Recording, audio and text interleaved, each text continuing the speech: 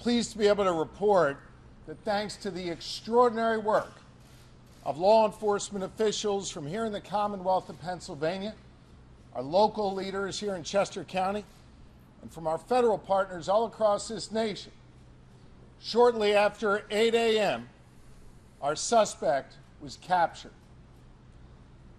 I want to say, first and foremost, thank God there were no injuries to law enforcement or to the public.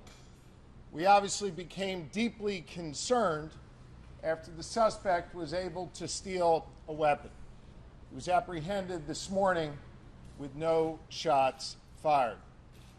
I want to say thank you to the dedicated law enforcement professionals from every level who each and every day go out of their homes, leave their families, leave their loved ones to keep us safe. The public, over the last 13 days, has had a chance to see what excellence in law enforcement means, what true, dedicated professionalism is all about. I couldn't be more proud to be standing up here today with these professionals from every level. And while they did extraordinary work, we had a tremendous assist from the public here in Chester County. I want to say thank you to the public for their vigilance. Thank you for the constructive tips that they shared. Thank you for remaining on guard. We recognize this has been a concerning and trying time for each and every one of you in the region. We want to thank you for your support of law enforcement and for your support of this effort that led to this capture today. I hope the good people of Pennsylvania, and indeed the folks all across this nation, got a chance to see how government is supposed to work, how law enforcement is supposed to work, where we all come together, where we focus on the mission.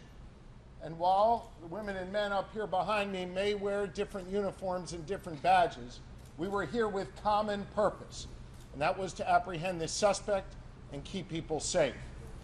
Leading this effort has been the Pennsylvania State Police. And I know I'm going to get booed by some of the folks behind me for saying this. I believe they are the finest law enforcement agency in the United States of America. And I could not be more proud to be the governor of this Commonwealth and to have the chance to serve in public service alongside these great leaders in the Pennsylvania State Police. Leading the effort for us is Colonel Christopher Paris, who did yeoman's work overseeing this operation together with Lieutenant Colonel Bivens. All Pennsylvanians, gentlemen, are indebted to you for your bravery, for your courage, and for your tremendous leadership. And with that, it's my honor to bring up the Colonel of the Pennsylvania State Police, Colonel Christopher Paris. Thank you, Governor. I would like to make a few brief comments. I'd like to dedicate those comments to the victims of Cavalcante and their families. At the end of the day, all of the people behind me here work for justice and for the victims. A close second to the people of Chester County. We appreciate your support, and we appreciate the dedication that you have shown us and the generosity that you have shown us. We are in your debt. This was a major operation. We know that it has affected your lives, and we're very much appreciative of that support. I'd like to thank the governor and his support of us, not only with his physical presence, but his work in Harrisburg on a daily basis. I'd like to thank the Border Patrol, Customs, the FBI, the Marshals, the ATF, our federal partners, the Chester County District Attorney, Deb Ryan, and her Chief County Detective, Dave Sassa. Our municipal partners, too numerous to mention here in Chester, Montgomery, Delaware, and Bucks counties. We could not have done this without everyone. I would like to thank, from the bottom of our hearts, the members of the Pomar Lynn Fire Company. I know the media has been in and out of here. The hospitality that they have shown us, the logistics that you need to bring to bear in an operation like this, we would have been hard-pressed to do that without them being good hosts to us. Lastly, but certainly not least in any way, shape, or form, to the women and men of the Pennsylvania State Police, thank you. Thank you for your hard work and your diligence. This is my third manhunt with Lieutenant Colonel George Bivens. It's not lost on me that it was 9 years to the day yesterday for the Blooming Grove ambush. And in all of those operational cycles, there is no person who enjoys more of my trust and confidence. He was tasked with standing this operation up. My confidence in him is marrow deep. He is the consummate professional, and I would now like to turn it over to Lieutenant Colonel Bivens to give you the operational rundown of the capture of Cavalcante. Lieutenant Colonel Bivens.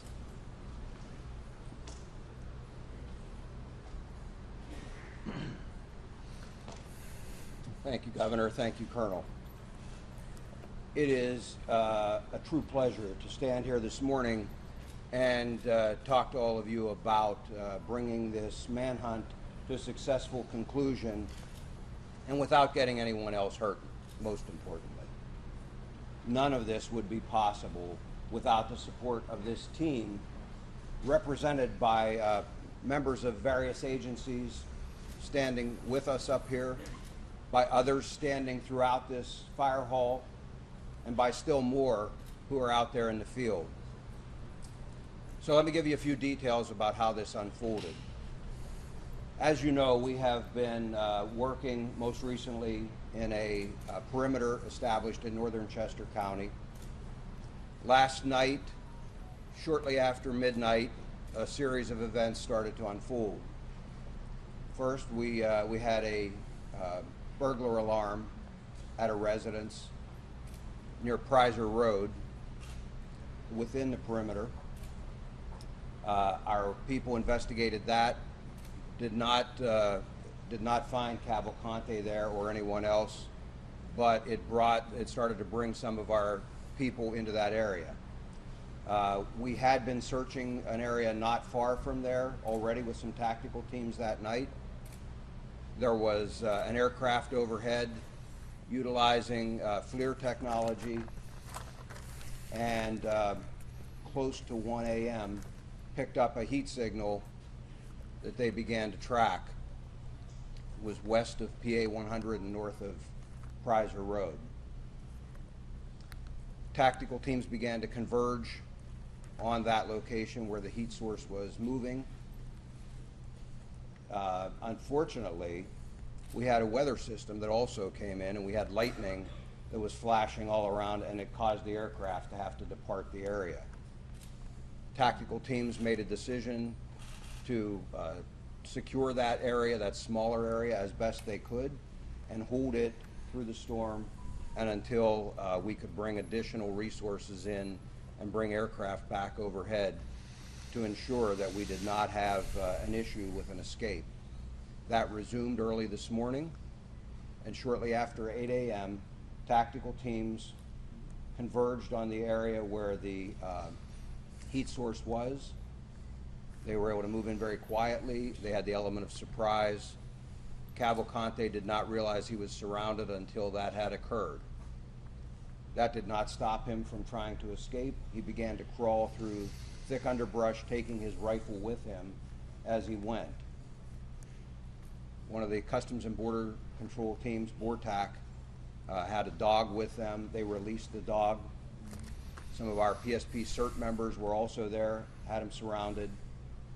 The dog subdued him, and team members from both of those teams immediately moved in. He continued to resist, but was forcibly taken into custody. No one was injured as a result of that. Excuse me. He did sustain a minor bite wound. We had medical personnel at the scene, and they took a look at that. Cavalcante was, as I said, taken into custody. He was transported to our Avondale station for further processing and interview, and he will ultimately be transferred to a state correctional institute where he will be housed and begin to serve his life sentence. In just a few minutes, I'll open this up to some questions, but before I do that, I want to turn this over to one of our very close partners, District Attorney Deb Ryan. I know she would like to say a few words, and again, then we'll be happy to take your questions following that. Thank you, Lieutenant Colonel Bivens. Today is a great day here in Chester County. Our nightmare is finally over and the good guys won. We owe a debt of gratitude to all of the first responders for their tireless and dedicated efforts in bringing this fugitive to justice. They worked around the clock, and we are deeply grateful to all of them. Our community can finally regain its normalcy and breathe a collective sigh of relief. This would not have happened without the collaboration and efforts on behalf of a multitude of agencies. I need to thank the Governor, Colonel Paris, Lieutenant Colonel Bivens for his unflappable and dedicated leadership, the U.S. Marshals, the Chester County Detectives, the FBI, U.S. Customs and Border Patrol, the Department of Emergency Services, the Sheriff's Department, and every single person who went out into the field in the most horrendous conditions. We had weather problems, we had terrain problems, and a ton of obstacles that prevented our capture from occurring as expediently as we wanted. We have the best people in the business, and we never lost faith that this capture would occur. We knew that it was just a matter of time. The scope of this manhunt was extremely impressive. The brave men and women who went out there every single day are our heroes, and I am proud to be a part of this collective team of people who worked around the clock to bring this man to justice during this monumental challenge. They utilized every piece of advanced technology, dogs, drones, helicopters, every asset available was put out for this capture. I can't express our gratitude deep enough to all of them and to the community for their support. We received dozens and dozens of donations, well wishes, and kind support from everyone in the community, and we thank this firehouse for housing us. We know we disrupted their lives for a while. One of the first calls we made upon learning about this capture was to the Brandow family, who, as you can imagine, had been living in a complete nightmare. They are so grateful to the men and women who helped with this capture. They can now finally sleep again. I can't thank law enforcement enough for their efforts. Thank you.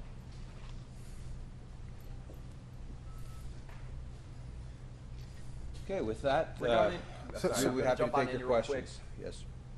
With the helicopter overboard, we saw the arrest taking place. There was some criticism about the photo op that was taken with the fugitive. Can you explain how that's actually a standard procedure, or what's the reasoning behind the photo op with the fugitive?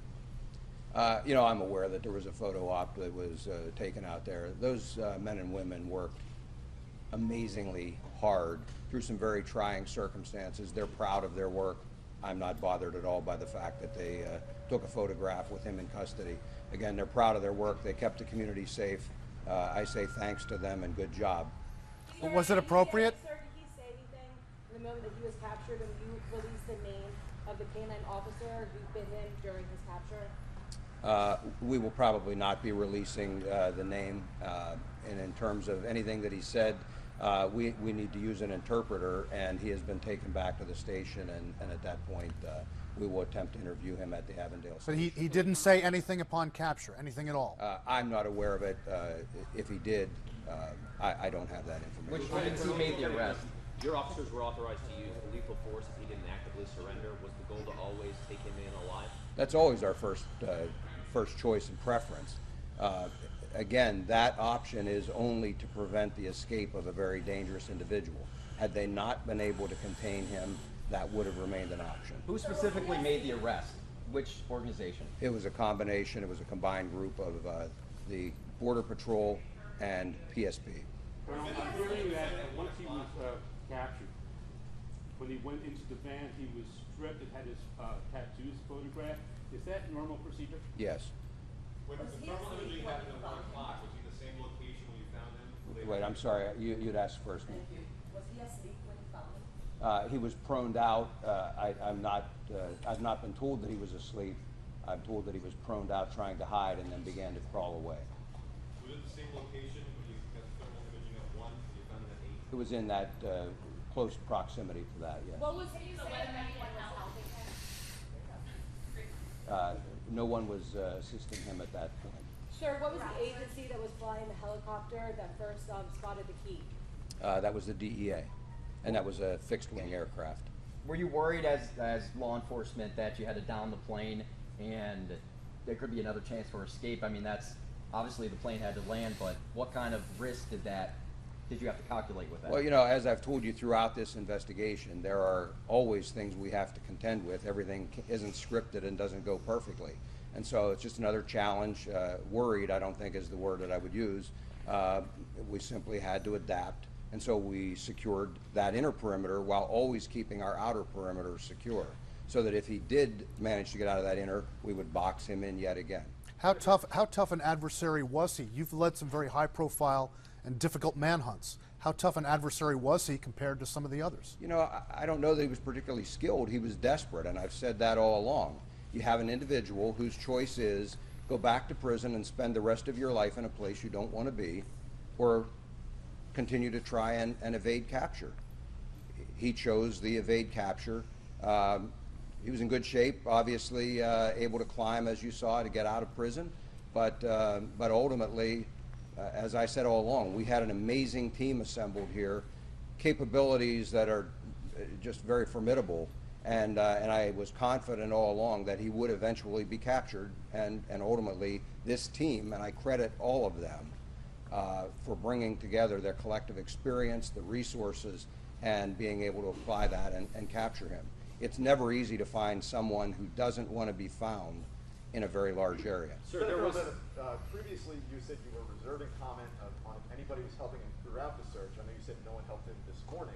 Can you say now that he's in custody whether he received help these last 13 days? There were people who were intent and intended to assist him. We had been successful, to the best of my knowledge, we had been successful in preventing that assistance from reaching him. Is that your sister? Yes. There had been some frustration, some criticism from the public as this was stretching on. Now that it's over, do you consider this anything other than a success? No, it was absolutely a success. And I got to tell you, I think by and large the public stayed amazingly supportive.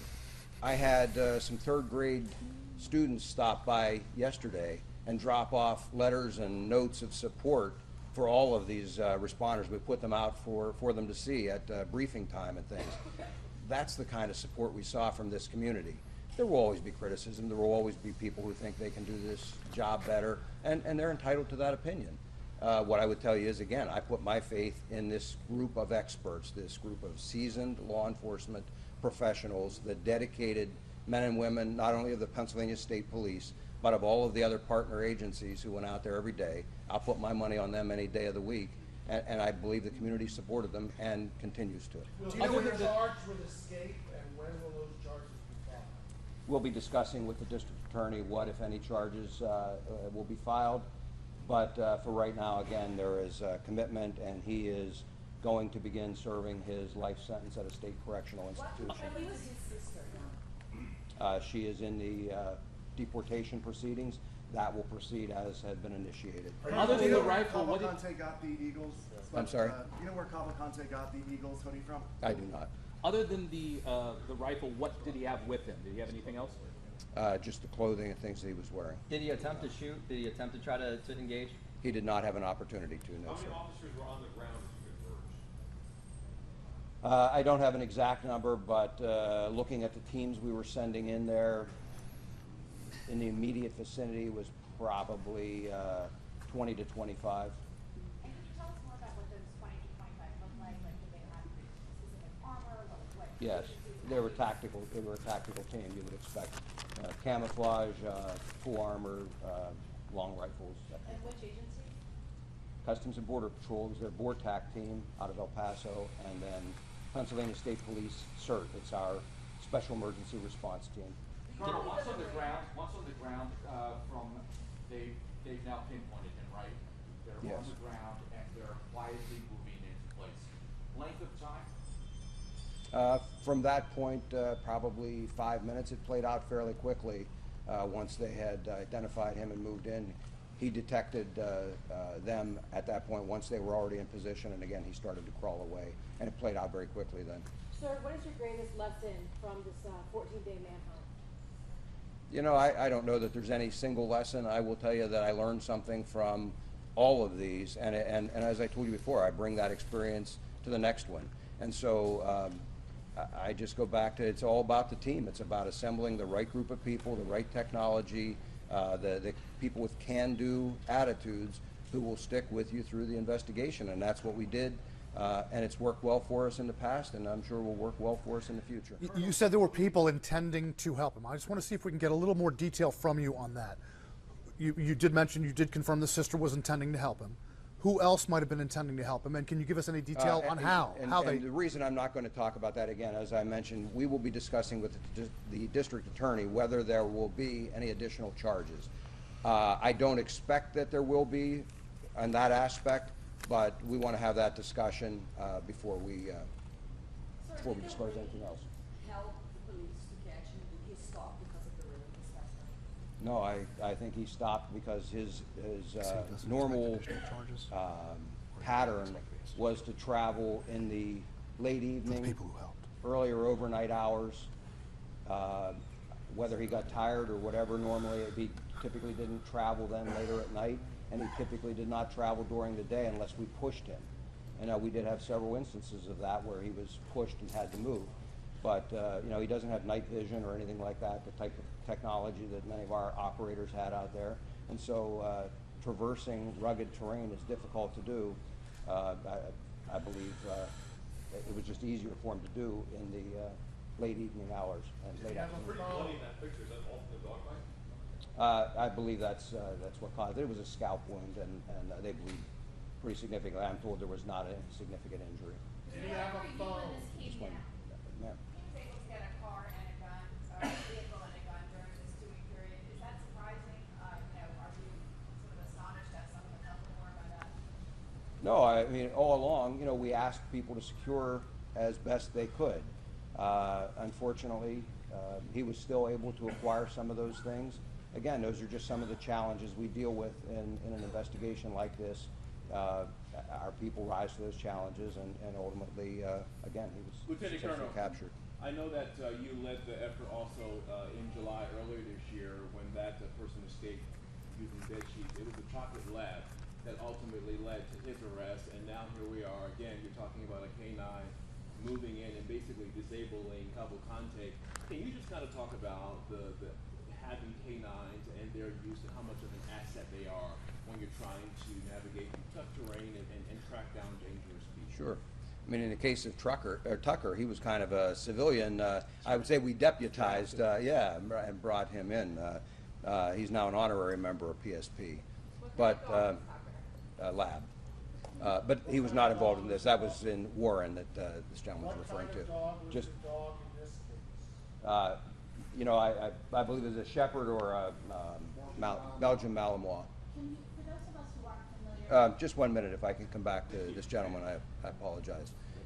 In any event, canines play a very important role, not only for tracking, but also for, just like in a circumstance like this, safely capturing someone. Far better that we're able to release a patrol dog like this and have them subdue the individual than have to use lethal force. And so, again, our preference is always to use other means. Canines play a very important role. Can you give us... those of us who aren't familiar with the area, can you tell us a little bit more about where he was? It appears he's in front of a commercial building. Was he hiding within that building, or was He was in the wooded area, again, west of PA 100 there. I'm sorry, west of? PA 100. Are you aware of how he was getting nourishment and, liquids? No, that'll all be part of the interview we'll attempt to do. Whether he'll talk to us or not, that's obviously entirely up to him. But that will be something that we'll be asking. Sir, at this juncture, can you release where he worked in Chester County prior to his 2021 arrest for homicide? Unfortunately, I don't have that the list of those locations. I know that he did a variety of jobs installing flooring, but I don't have the specific. Can you give us more locations? How long will he be at the Avondale Barracks? Long enough for us to process him, and however long an interview lasts with him. I don't expect it to be for a very extended period of time, and again, at that point, he'll be transported to an SCI. And what facility? Sir, is there any concern that he would team up with another small man to step inside the trench coat, Little Rascal style? No. Can you give us more detail on the actual encounter with the dog? Did the dog tackle him, bite him? Again, I didn't see this specific capture. What I would tell you is the way those dogs are trained is to simply go to the person. They will grab whatever is closest for them to grab, and then they are trained to detain that individual. They don't just keep biting and releasing or trying to cause additional injury. They simply grab onto and try and hold that person in place until officers can get there. So that's why they're never released at some great distance or unsupervised. There are officers close by who can then move in. The handler can immediately pull the dog back off of they give them a command, pull the dog back off, and then officers take Did he over. fight the dog? Did he resist the dog? He did. He did. What was this dog's name? I don't have the name. Two questions. Was there any body cam footage or doggy cam footage in the situation of him getting the arrest? Anything happening? Not that I'm aware of. And then secondly, Border Patrol, are they here to speak? Yes. Can we talk about the expertise of Border Patrol being here to make that arrest? What your experience played and how that made if you could step up? Sure. Now, Border Patrol is trained in tracking and pursuing. From the time that an agent comes on duty, assigned to the southwest border, they get lots of experience tracking and trailing people. And then with our technology and other resources, it just aids in the searches like this one. Different terrain than normally what you're working with, correct? So Border Patrol is assigned to both the northern border and the southwest border. So we got training and experience in all types of terrain. Can you just tell us specifically what you did here? What did you do here to capture this map? We assisted the federal, state, and local partners with our resources, whether performing observation at night, searches during the day, searches during night, and then obviously we had our tactical teams here. Question for Governor Shapiro, if you might. Governor, yesterday you described, just not 24 hours ago, right here, that you were calm and that your commanders over this operation were also calm. In hindsight, how did you balance the obvious pressures from outside that were forever saying, find him yesterday? We had a job to do, and that was to capture Cavalcante. And I had the absolute best team working on this. I'm proud to be associated with the Pennsylvania State Police and all the law enforcement leaders who were behind me, federal, state, and local. We knew we had the best, and we knew, as Colonel Bivens said multiple times, he was desperate, and it was just a matter of time. I couldn't be more proud of them. And I want to come back to two questions over here that are related to Mr. Holden's question. One was about the assets that we deployed beyond the people. I hope that the public takes great pride in the technology, in the canines, and in all of the assets that were brought to bear here. We ask a lot of the public through their tax dollars to support the police, to support law enforcement at every level. And they got a front row seat here in Chester County and across Pennsylvania to see the extraordinary work not only these individuals do, but the great technology we're able to bring to bear to ultimately capture dangerous suspects like this. The public should take great pride in that. And then to the gentleman's question there in the suit, folks, whoever had their Eagles hoodie stolen, if you could let us know, I'll do my best to get you one of those new Kelly Green ones, okay? Governor, can I just ask you, two escapes, two different individuals from the same prison in the same year. What do you say to people who live in this area who say, what is happening at the Chester County Prison, and what are you guys going to do moving forward to try and prevent this kind of thing from ever happening again? Here in Pennsylvania, our system may be a little different from other states. We have state correctional institutions, and then we have county jails. In this case, the Chester County Jail is run by Chester County officials. They'll answer those questions as to what occurred and what changes are ultimately going to be made. Certainly, the State Department of Corrections will be here to assist in any reviews or in any other work that they need done to make sure that that facility is secured. They obviously have a lot of work to do there, and I'm confident in the leadership of Chairwoman Moskowitz and District Attorney Ryan and other leaders in the county. They'll get that done. Can you put a dollar figure on the search? How much did this cost? Is it estimated that the cost of the manhunt is about $1 million a day? I can't put a price tag on it. We'll do our best to make sure that whatever can be tallied up is and is shared with the public. At the state level, I can't speak for our local or federal partners. Governor, you mentioned the pattern of what time of day he would travel.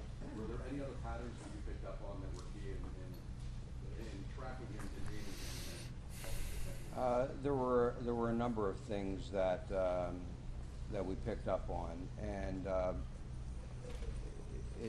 he didn't follow the same pattern every single time. Seemed to like to travel via creek beds. He liked other paths of less resistance, wood lines, power lines, gas lines, that type of thing. And that's actually fairly normal. Nobody wants to have to force their way through very heavy underbrush and things. And again, I mentioned the time of day, but all of that combined with some outstanding work and technology is really what brought this to a successful So many people in Chester County are grateful for your efforts. I know you mentioned on Friday you were asked about containment and capture. Ultimately, that tactic was successful. Anyone that you would like to thank at this time? I know Land Hope donated breakfast yesterday. Wawa has been big help with lunch. Any small businesses you'd like to thank? And then again, the people of Chester County. I will tell you that we have been compiling a list, and I don't want to stand here right now because I will absolutely miss many. Some of those that you mentioned have been outstanding supporters of us, and I thank them. We will publish a list of all who helped us out, because we are very, very appreciative. That level of support is really one of the things that allows our people to focus on the task at hand and to try and be successful even quicker than we might otherwise have to be. When I gave you all a tour of the facility in here, I talked a lot about logistics and the support that's required to field a team of 3, 4, 5 or more hundred law enforcement officers out there. It takes a lot to put it out there, and so the help of all of those folks, the help of the average person who stopped by and dropped off a case of water was very much appreciated, not only for the case of water, but also just for the kind thoughts of, and words of support that they always included when they dropped And off. ultimately contained and captured, so that tactic was the way to go. Yes, as I said, we always take a multifaceted approach, and so depending on the circumstances, there's always a contingency, and we're always prepared to move in whatever direction we need to. Is Cavalcante being taken to? I'm sorry. Were officers wearing any body cameras and all that? I don't believe any officers in the tactical teams had one. The type of aircraft involved here with the heat-seeking equipment, is that a DEA aircraft? Was it fixed-wing drone helicopter? Also, did the arrest happen in South Covington? It was a DEA fixed-wing aircraft. I believe that's South Covington. I would have to look at a map. We were operating in several townships there, but again, it was north of Preiser and west of PA 100. Sir, where were you when this all happened? And do you have a personal feeling of satisfaction for 14 days of very long, hard work? How does this feel for you this morning? I was here in the command post when the capture occurred, and yes, I'm very happy that this occurred and that no one was injured. It brought a new level of danger for all of our people out here in the field when we knew that he obtained a firearm. And so for me, the biggest sense of relief is that no one in the community was harmed and no law enforcement officer was harmed either. So that's the win. Sir, what prison is he? No, I believe he was more mobile the entire time. Sir, what prison is he being transported to? We're not releasing that, but it is going to be a state correctional facility, and once he is secure there, I believe they will release where he is being housed. Lieutenant Colonel, you said that local people attempted to help him. He had any means of communication to reach out to those people and coordinate with them as to where he was? He did not at the time that we captured him. Yes, ma'am.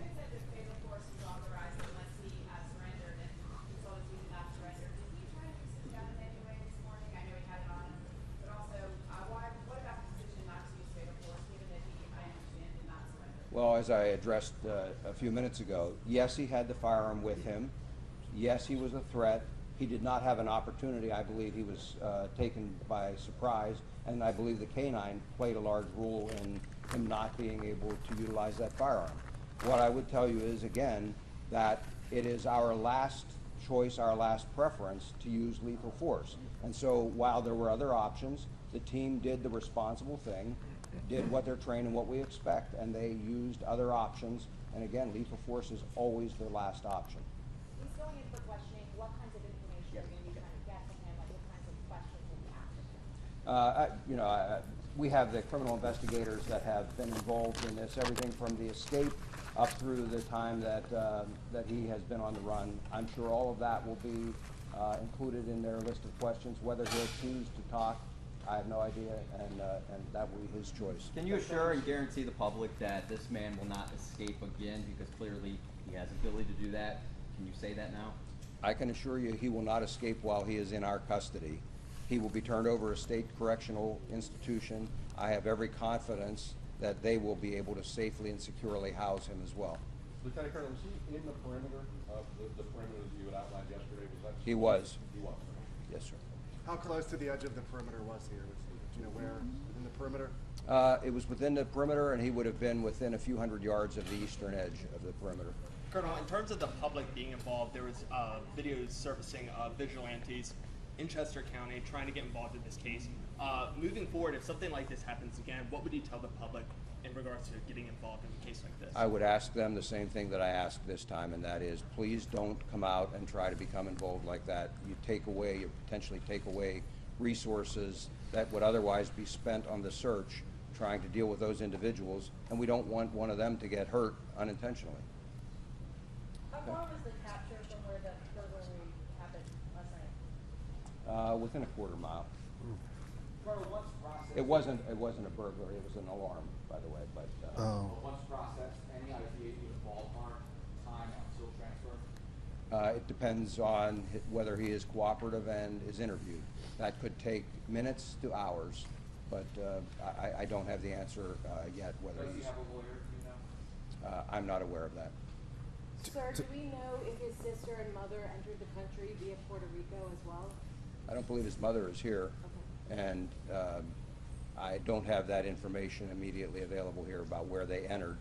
As I said, his sister, though, is in the process of being deported now. We have time for 2 more questions. Lieutenant Colonel, after everything that you've been through, seen with Cavalcante, once that interpreter is there, do you plan on having a conversation with him, asking him anything about all this? No. The investigators are quite competent. They'll gather the information that we believe is important if they're able to, and I'm confident that everything we need will be gathered in that way. There's no reason for me to have a personal discussion with him. What's your message to anybody else who tries to escape? Well, I think it's a very bad idea, obviously, and we will be here should something like this occur again. We'll put the team back together, and we'll be right back out after them. Okay? Thank you all. Thank you, everybody. Thank you.